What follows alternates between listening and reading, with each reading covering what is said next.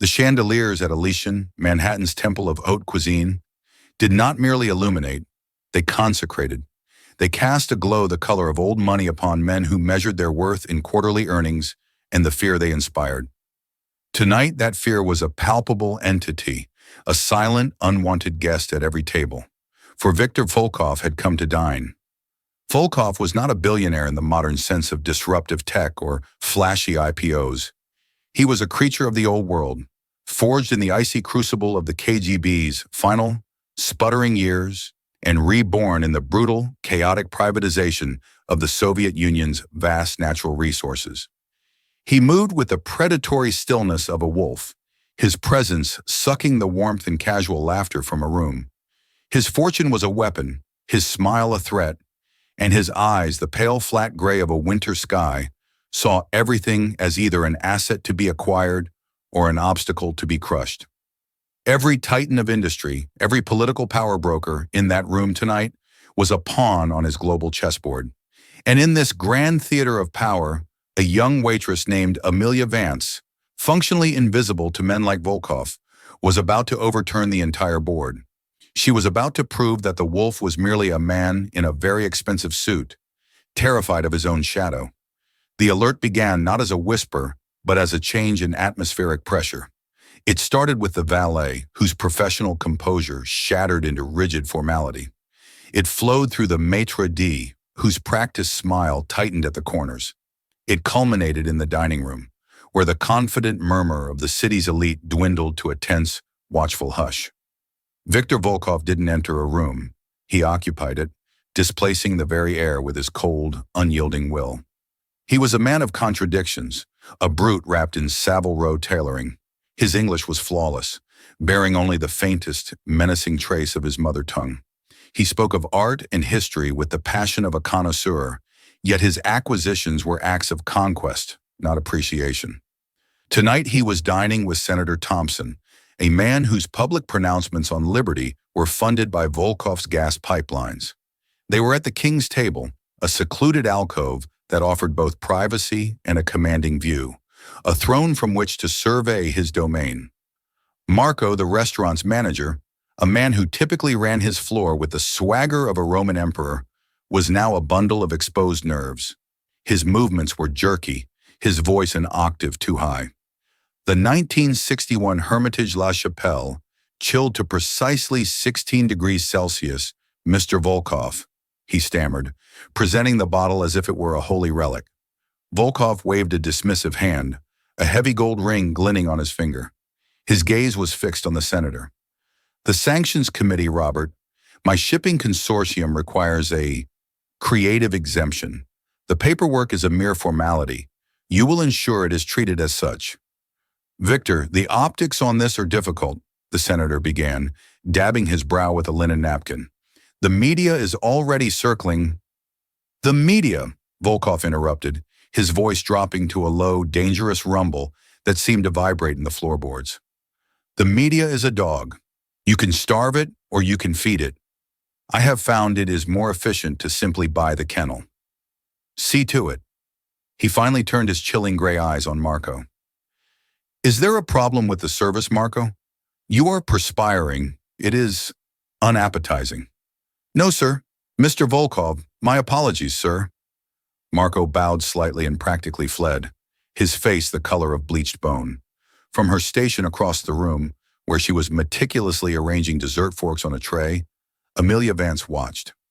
At 26, she was a doctoral candidate in Russian history at Columbia, specializing in the art and literature of the Soviet dissident movement. Elysian's grueling shifts paid for her research trips and the rent on her shoebox apartment near the university.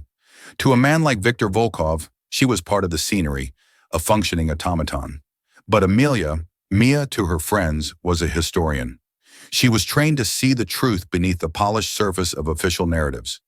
She didn't just see a rich man and a politician. She saw a predator and his prey.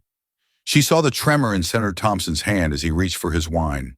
She saw how Marco, a man of immense professional pride, had been reduced to a quivering servant. She had seen this ritual before. Volkov was a semi-regular, and his visits were exercises in psychological warfare.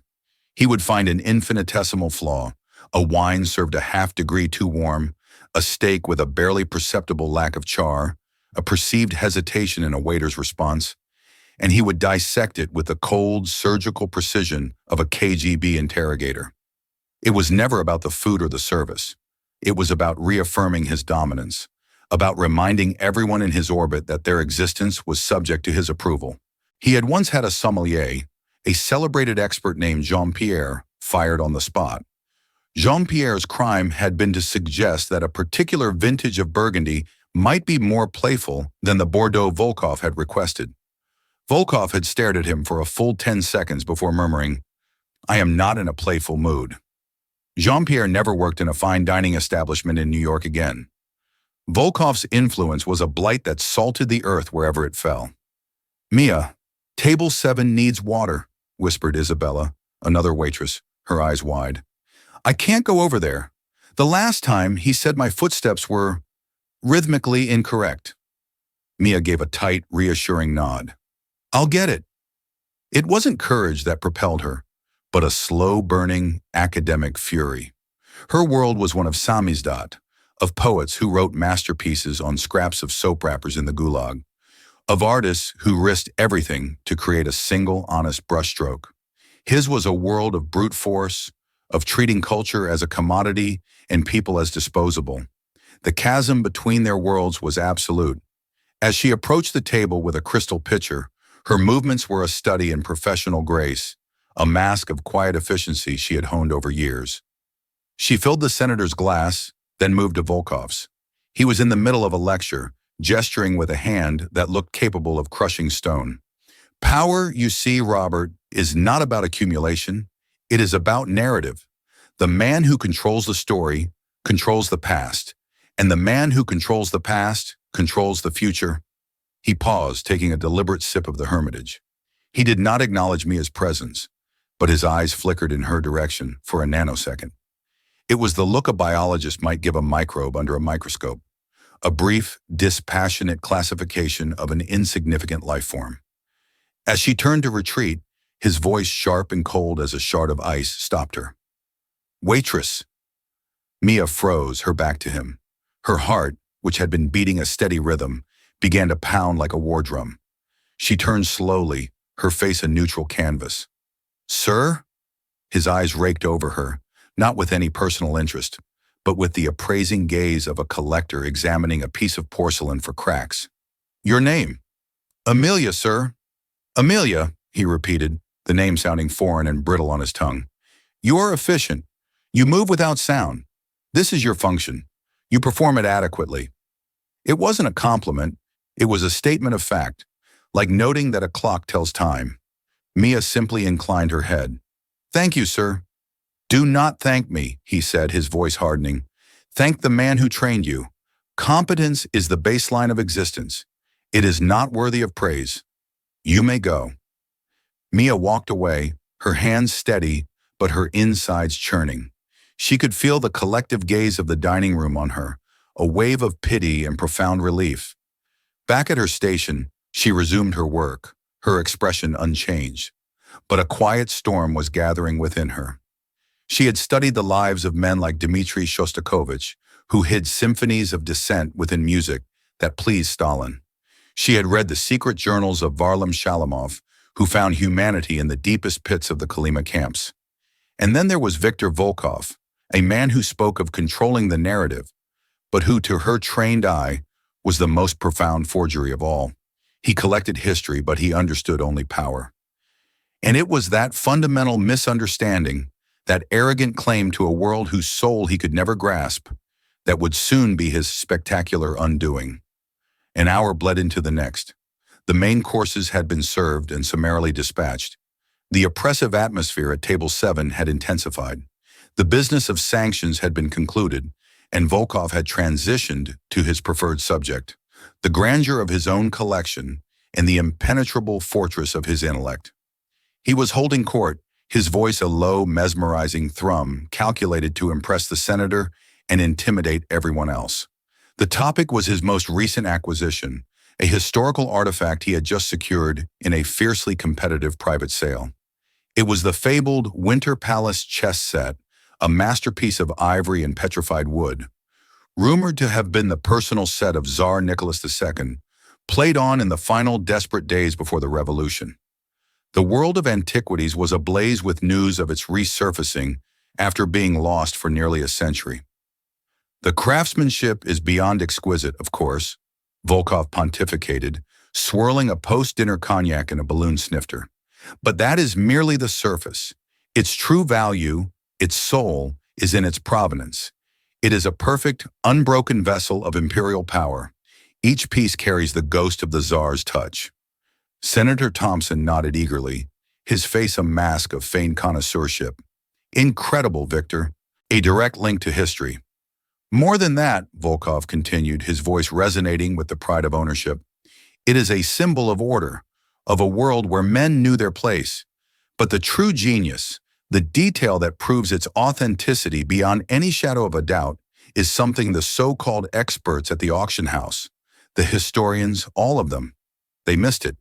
He leaned forward, his gray eyes glinting. On the base of the White King, visible only under 5 times magnification, is a microscopic engraving. The Romanov double-headed eagle. It's not in any of the official descriptions. I found it myself during my private inspection. It was a secret mark, known only to the Tsar and his craftsmen. An eye for the hidden narrative. Robert is the only eye worth having. At her station, Mia went utterly still. The dessert fork in her hand clattered softly against the tray. A microscopic Romanov eagle. Her mind, a finely indexed catalog of obscure Soviet history, began to spin with dizzying speed. She had just spent the last 6 months researching for a chapter of her dissertation on the art of the Gulag. Her focus was a man named Dmitry Voloshin, a master watchmaker and artisan from St. Petersburg who was arrested in 1936 and sent to a labor camp in Vorkuta. Voloshin was a historical footnote, a ghost, but Mia had unearthed his coded journals, smuggled out of the camp by a freed prisoner, and preserved in a dusty archive in Prague. Voloshin, a passionate chess player, had been tasked by the camp's sadistic commandant, a man obsessed with pre-revolutionary glamour, to create a replica of the legendary Winter Palace chess set based on a single grainy photograph. The commandant intended to present it as the real thing to a visiting party official, and Dmitry Voloshin, a man stripped of everything, poured his defiance, his soul, into the secret, forced commission. Mia knew, with the absolute, unshakable certainty that comes only from deciphering a dead man's private script, that the original Winter Palace set had been destroyed in a fire in 1918. Voloshin's replica was a masterpiece of forgery, but he had left his own secret marks. The most significant was not a symbol of imperial power, but a subtle act of rebellion. The Black King, representing the state, was perfect. But one of the black pawns, the lowest, most insignificant piece on the board, was carved from a slightly different, warmer piece of petrified wood. And at its base, instead of an eagle, Voloshin had carved a single, microscopic 5-petaled star, the symbol of the pimpernel, a wildflower that could grow through cracks in frozen earth. It was a symbol of indestructible life, of the individual spirit against the crushing weight of the state. Viktor Volkov was wrong, not just mistaken. He was profoundly, fundamentally, arrogantly wrong. He hadn't discovered a hidden mark of imperial power. He had invented one. He had concocted a self-aggrandizing fiction to burnish his own legend, to align himself with the czarist power he so admired. He had taken an object of profound resistance and twisted it into a symbol of oppression. Mia's blood ran first cold, then hot with a righteous fury. It was one thing for him to bully waiters and senators. That was base cruelty. This was something else. This was a desecration. He was dancing on the grave of Dmitry Voloshin, a man who had died in the permafrost, and erasing the one true beautiful thing he had left behind. She looked over at table 7. Volkov was leaning back, basking in the senator's awe. He looked unassailable, a god of his own making. To challenge him would be more than professional suicide. Marco would fire her in a heartbeat. Volkov, with his infinite reach, would ensure she was blacklisted from every service job in the city. He could, with a single phone call to a university trustee, vaporize her scholarship, her academic career, her entire future. Her mind was a war zone. The voice of self-preservation screamed at her, "Stay silent, it's not your fight. You are a waitress. Let him have his lie." But another voice, the quiet, persistent voice of the historian, the voice that believed in the sanctity of truth, whispered back, "He is erasing a man's soul. He is taking an act of courage and calling it an act of tyranny. And you are the only person in this room, perhaps in the world, who knows the truth." She thought of Dmitry Voloshin, dying alone in the Arctic cold, his only legacy a secret mark on a pawn. And now this brute, this modern-day tyrant, was using that legacy as a prop for his ego. Isabella gently bumped her arm. "Mia, you okay? You look a million miles away." Mia looked from Isabella's concerned face to Volkov's triumphant one. In that instant, a cold, clear certainty settled over her. This wasn't about bravery. It was about debt. The debt the living owe to the dead. The debt a historian owes to the truth. She carefully placed the dessert tray on the counter. The clink of silver on steel was soft, but to her it sounded like a gauntlet being thrown down. She smoothed her apron, took a single, deep breath, and began to walk toward table 7. She had no plan, no strategy. She only had the story of a forgotten watchmaker and his defiant little pawn. And she was about to find out if that was enough to checkmate a king. The ambient hum of the restaurant seemed to warp and fade as Mia approached the table. The golden light from the chandeliers converged on the alcove, turning it into a stage. Across the room, Marco's eyes widened in sheer, unadulterated horror. He made a subtle, frantic gesture with his hand, begging her to stop, to turn back. But Mia's gaze was locked on Viktor Volkov. She came to a halt a few feet from the table's edge, a respectful distance, careful not to invade their space. She waited for a fractional pause, a breath between Volkov's pronouncements, a tiny opening she could slip into. It came as he savored a mouthful of cognac. "Mr. Volkov, my apologies for the interruption," she said. Her voice was quiet, yet it sliced through the hushed atmosphere with the clarity of a bell. Volkov lowered his glass, a deep frown creasing his brow.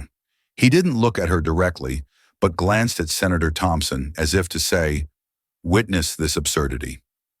"I did not call for you," he stated, his voice flat and heavy. "I know, sir.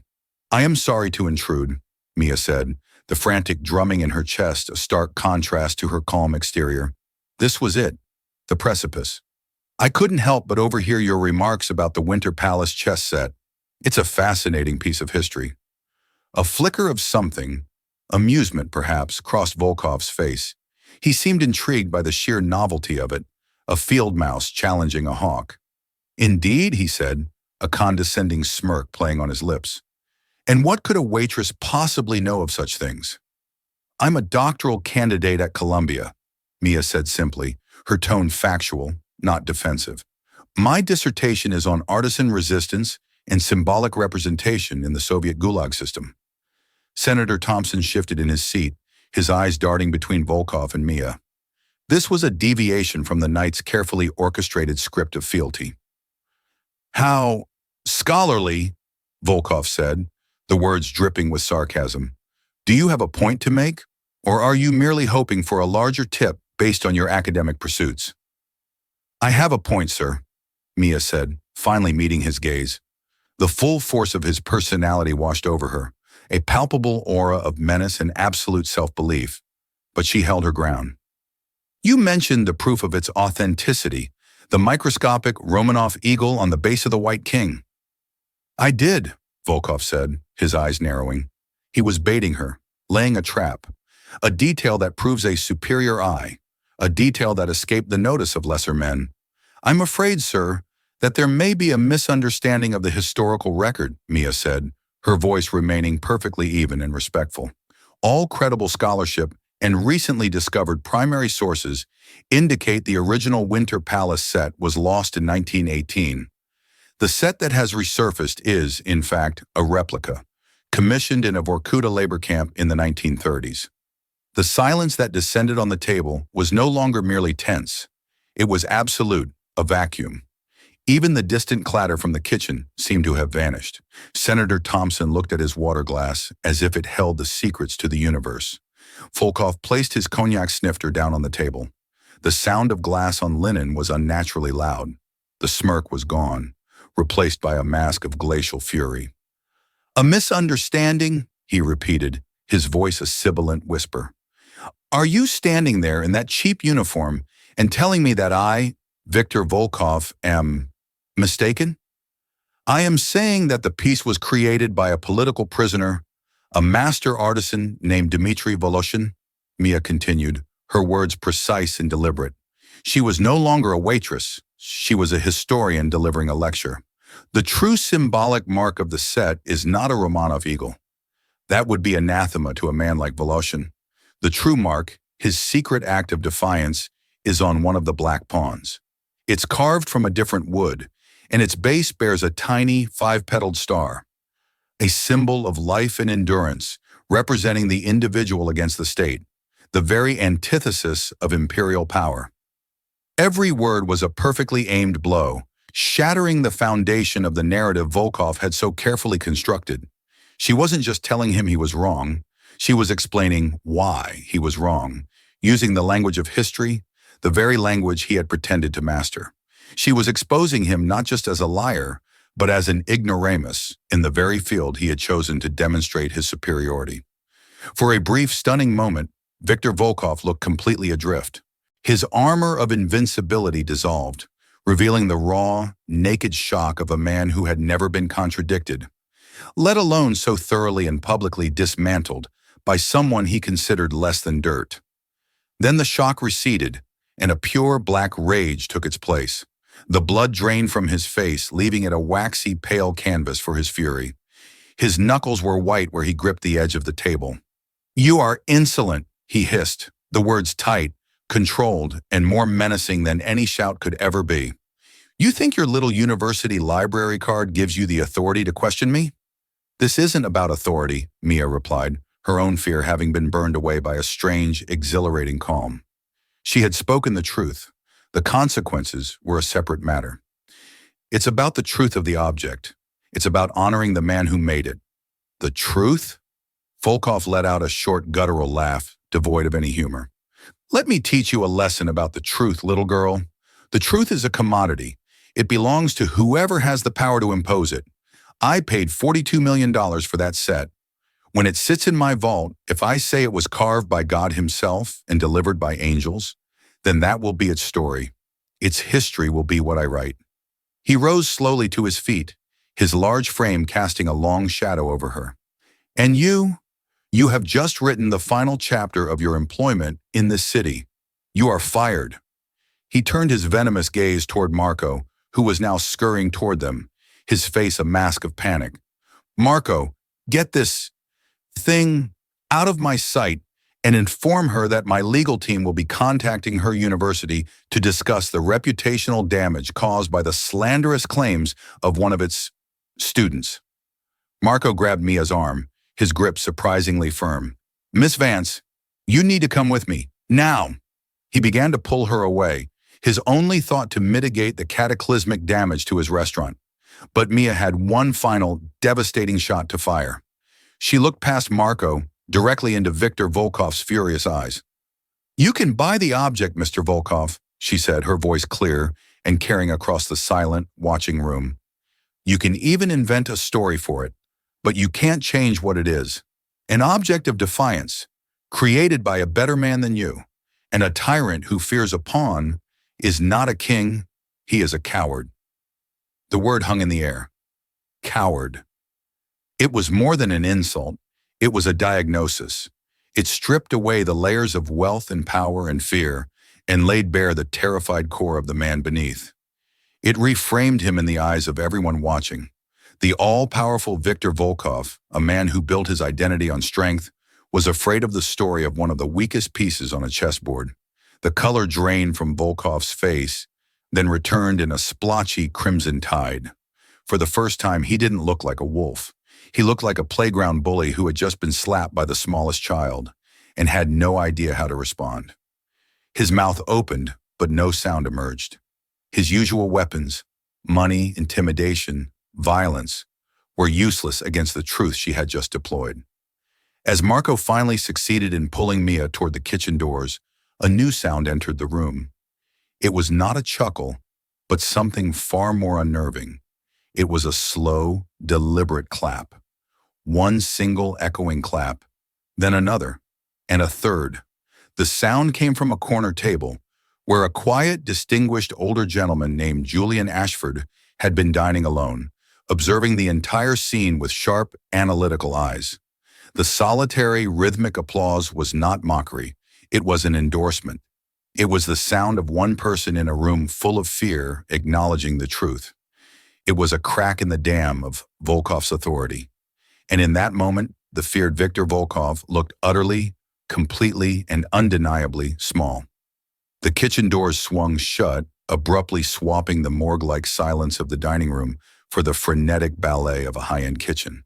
The clang of sauté pans, the roar of exhaust fans, and the clipped shouts of the sous chefs formed a wall of sound, insulating them from the fallout. Marco released Mia's arm as if it were red hot. His face was a canvas of conflicting emotions: terror, rage, and a sliver of bewildered awe.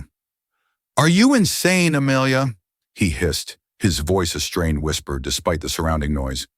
"Do you have a death wish? That's Viktor Volkov. He doesn't just sue people, he erases them. He could have this restaurant's gas and water shut off by morning with 3 phone calls." "He was defiling history, Marco," Mia said, the adrenaline beginning to ebb, leaving a tremor in her hands. "I don't care if he said the moon was made of brie," Marco shot back, raking a hand through his perfectly coiffed hair. "Your job description doesn't include correcting the historical misconceptions of sociopathic oligarchs. It includes taking dessert orders. You're fired. Of course you're fired. I have to fire you. He'll probably fire me anyway. Now get out, please, just go." Mia nodded, a sense of grim inevitability settling over her. "I understand." She walked to the cramped staff changing room, each step feeling heavier than the last. The other waiters and bussers studiously avoided her gaze, their silence a mixture of fear and pity. She had become a ghost before she had even left the building. As she changed out of her uniform into her jeans and a worn Columbia sweatshirt, the full weight of her actions descended. It wasn't just a job. It was her tuition, her rent, her tenuous hold on a life in New York, and Volkov's threat about her university. That wasn't just a threat. It was a promise. She exited through the rear door into a grimy alley reeking of garbage and stale champagne. The cool night air was a slap in the face. The distant, glittering spires of Midtown seemed to belong to another planet, a world she had just been violently ejected from. Was the truth worth this? "Miss Vance." The voice was calm, cultured, and came from the deeper shadows of the alley. Mia startled, spinning around. The man who had clapped, Julian Ashford, stepped into the dim light of the exit lamp. He was in his late 60s, dressed in a tweed jacket that had seen better days but was still impeccably tailored. He leaned on a silver-headed cane, though his posture suggested it was more for effect than necessity. His eyes, behind wire-rimmed glasses, were sharp and missed nothing. "Mr. Ashford," she said, recognizing him as a quiet, infrequent regular, who always read a leather-bound book at his table. "Julian, please," he said, a wry, almost sad smile touching his lips. "I felt I owed you more than just applause. What you did in there, that was the bravest thing I have witnessed in 30 years. "Brave or career suicide?" Mia murmured, hugging her arms against the chill. "Oh, it was most certainly career suicide," Julian said, his smile vanishing. "But that doesn't make it any less brave. You did something no one else dared to do. You told the truth to a man who lives in a palace of lies, and he will never, ever forgive you for it." The statement hung in the air, cold and heavy. "It was a warning, not a compliment," he clarified. "I know the man you see. I was once his business associate." Mia looked at him more closely now, seeing past the academic veneer. There was a profound weariness in his face, the ghost of old battles lost. "How do you know him?" Julian sighed, the sound like dry leaves skittering across pavement. "I was an antiquarian, Ashford and Sons. My father started the business. We specialized in Russian artifacts, Fabergé, icons, historical documents. 15 years ago, Volkov was my biggest client. He was building his collection using my expertise. Then one day he decided he didn't want a dealer. He wanted a monopoly. He accused me of selling him a forgery, a minor icon, which I later discovered was planted in his collection by his own people. He used the accusation to launch a series of lawsuits that bled me dry. While I was tied up in court, he systematically poached my clients, bribed my staff, and destroyed my reputation. By the time I was exonerated, Ashford & Sons was bankrupt. He bought my entire remaining inventory, including my father's personal library, for pennies on the dollar at the bankruptcy auction. He called it a market correction. The story settled into place with chilling clarity. Julian Ashford wasn't just an admirer, he was a previous victim, another life erased by Volkov. His quiet dinners at Elysian, a place Volkov frequented, were not a coincidence. They were a quiet, painful vigil. "I'm so sorry," Mia said, the words feeling utterly insufficient. "Don't be," he said, his gaze hardening with a long dormant fire. "Be ready. He will not stop with your job. Your university, he meant that. He will go after your scholarship. He will try to have you expelled for academic fraud. He will investigate your family, your finances. He will find every crack, every weakness, and he will pour acid into it until your life dissolves." A wave of pure, visceral fear washed over Mia, colder than the alley air. This was no longer about a confrontation in a restaurant. This was about survival. "What am I supposed to do?" she asked, her voice a fragile whisper. Julian Ashford looked up and down the dark, wet alley, then back at her. A new light sparked in his sharp eyes, the glint of a strategist returning to the battlefield. "For 15 years, I have been a ghost. A footnote in his biography," he said, his voice low and intense. "I watched him build an empire on lies and brutality, and I did nothing. But tonight, you showed me something I had forgotten. You showed me his weakness. It's not his money, not his political connections. It's his ego, his fraudulent, paper-thin intellectualism. He needs to be the smartest man in the room, the one who sees what others miss." He stepped closer, his presence suddenly charged with purpose. "You cannot fight him with power or money, but you have the one weapon that can destroy him. Authenticity, the truth you spoke in there. He thinks he's swatted a fly. He'll proceed with the unveiling of his precious chess set to overwrite tonight's humiliation with a display of wealth. But we're not going to let his story be the final word." He reached into his jacket and pulled out a worn leather card case. The card he handed her was simple, elegant, with embossed lettering, "Julian Ashford, Antiquarian."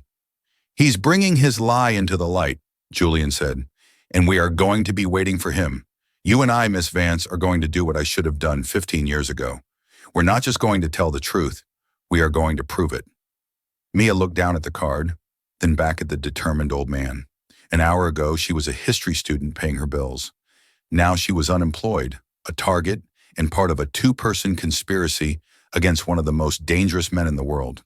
She was terrified. But as she stood there in the filthy alley, for the first time since she'd walked away from that table, she wasn't alone. "Okay, Julian," she said, her voice finding its strength again. "Where do we start?" Viktor Volkov's revenge was not an act of passion. It was a campaign of cold, systematic demolition. The humiliation at Elysian, punctuated by Julian Ashford's insolent applause, had been processed and converted into a clear, strategic objective: the complete and utter annihilation of Amelia Vance. The morning after, the first shells of the siege began to land. At 9:00 a.m., the Dean of Graduate Studies at Columbia received a call from a lawyer representing a major, though discreet, university donor. The lawyer spoke of a deeply troubling incident involving a Columbia doctoral candidate whose unhinged and slanderous public behavior at a private event threatened to bring the university into disrepute. An official inquiry into Amelia Vance's conduct and the validity of her scholarship was strongly suggested. By noon, the second salvo hit. A whisper campaign, seeded by Volkov's PR firm, began to circulate through the academic world. Rumors of Mia falsifying sources in her research, of plagiarism in her master's thesis, began to appear on obscure academic blogs and forums, all of it vague and deniable, but poisonous enough to cast a shadow over her future. The most direct attack came in the form of an eviction notice. The holding company that owned her apartment building was suddenly acquired by a shell corporation traced back to Volkov's portfolio. Her lease, it turned out, had a flimsy clause about conduct unbecoming a resident, and she was given 30 days to vacate.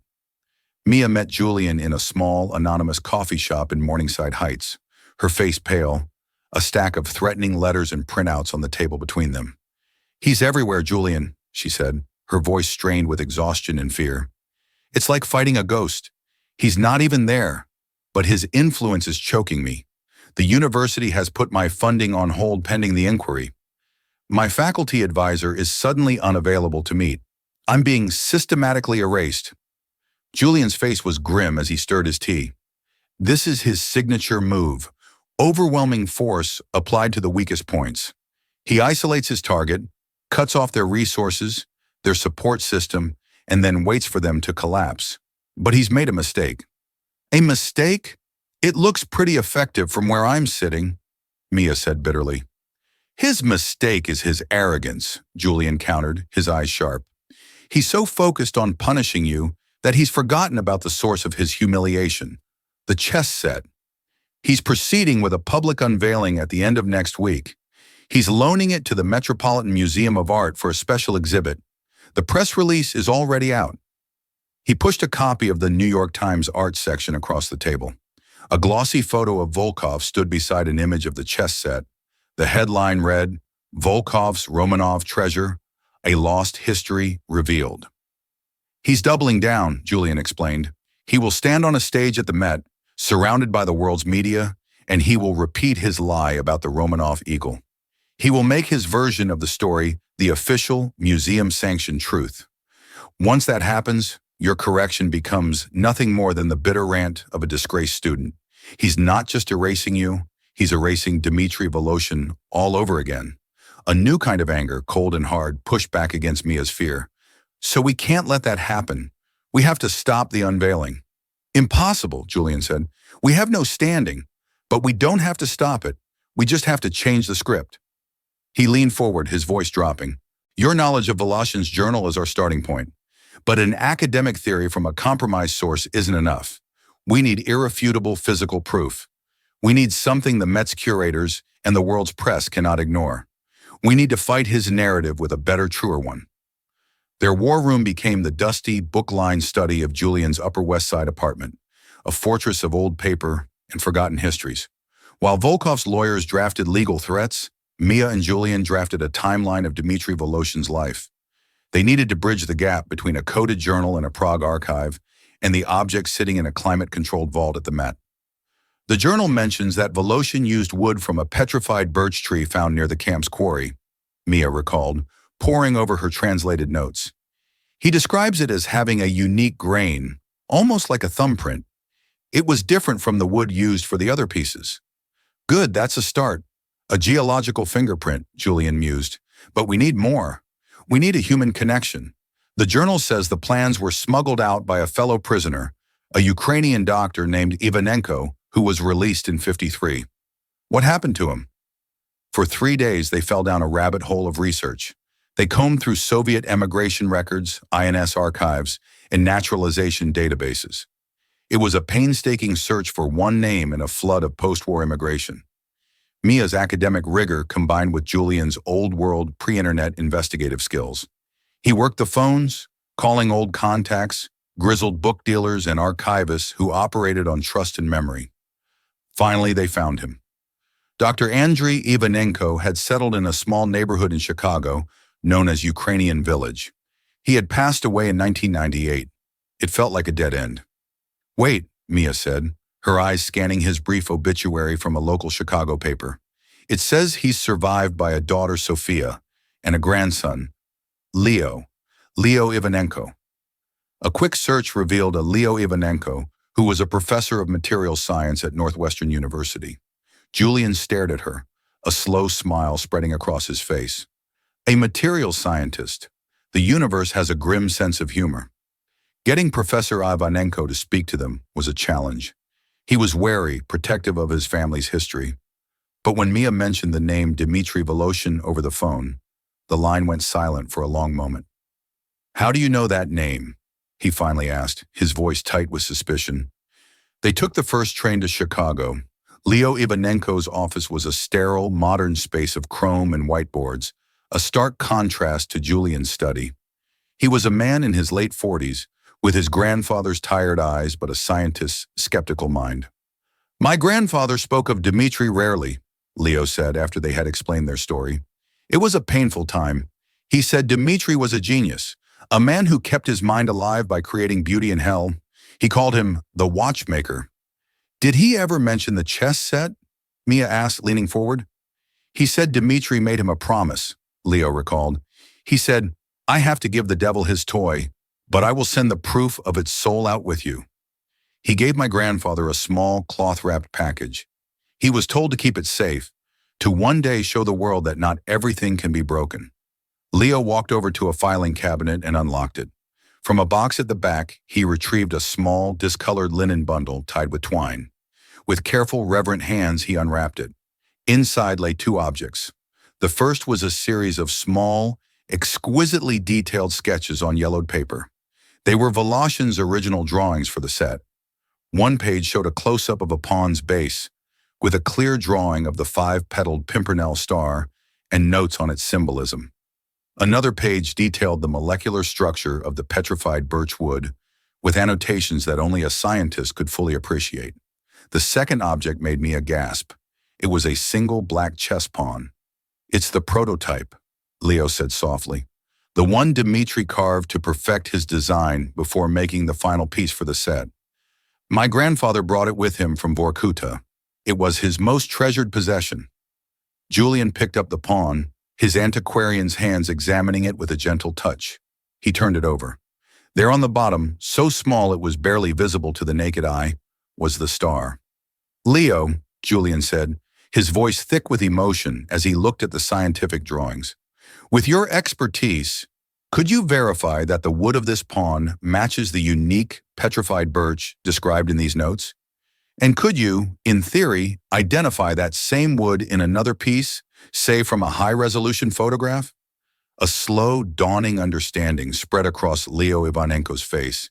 He looked at the pawn, the legacy of a man his grandfather had loved, and then at the determined faces of the historian and the antiquarian. The scientist's skepticism was replaced by a son's duty. "The molecular structure of petrified wood is as unique as a fingerprint," he said, a new resolve in his voice. "If the Met's photographers can provide a sufficiently detailed image of the pawn in their set, I can write a sworn affidavit with full spectral analysis that would be scientifically irrefutable. We can prove its origin. We can tell the watchmaker's story." The siege was no longer about them. Volkov was bombarding Mia with legal notices and threats, but she, Julian, and now Leo were preparing a counter-offensive. They were not armed with wealth or influence. They were armed with a pawn, a set of drawings, and the unshakable, verifiable truth. The stage at the Metropolitan Museum was set for a coronation, but they were about to turn it into a courtroom.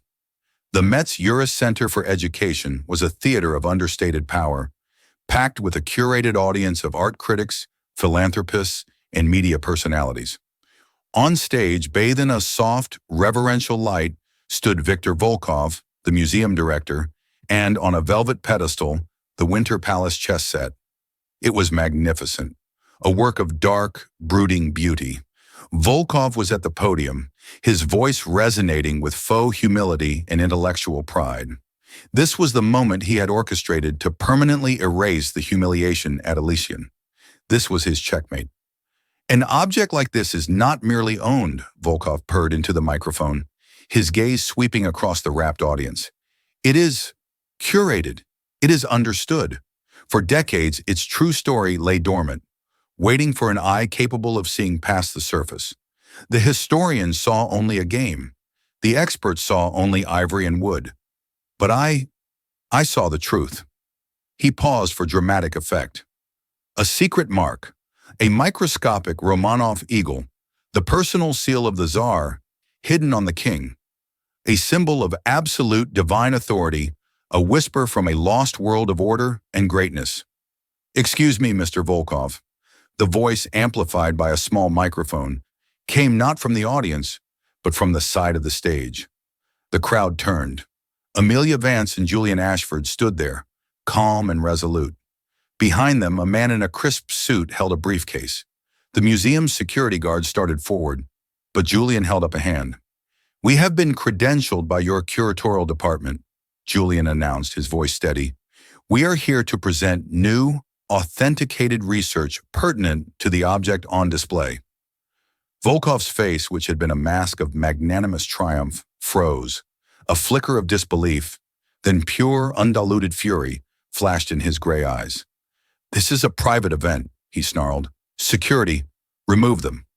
"We have a court order, Victor," Julian said calmly, "mandating that our evidence be presented.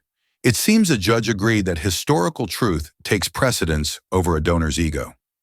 The museum director, caught in a crossfire, looked helplessly between his powerful patron and the legal document Julian's lawyer was now handing him. The reporters in the room, smelling blood, surged forward, cameras flashing, microphones extended.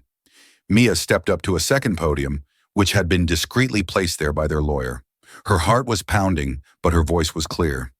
"The object before you is indeed a masterpiece," she began, her eyes locked on Volkov.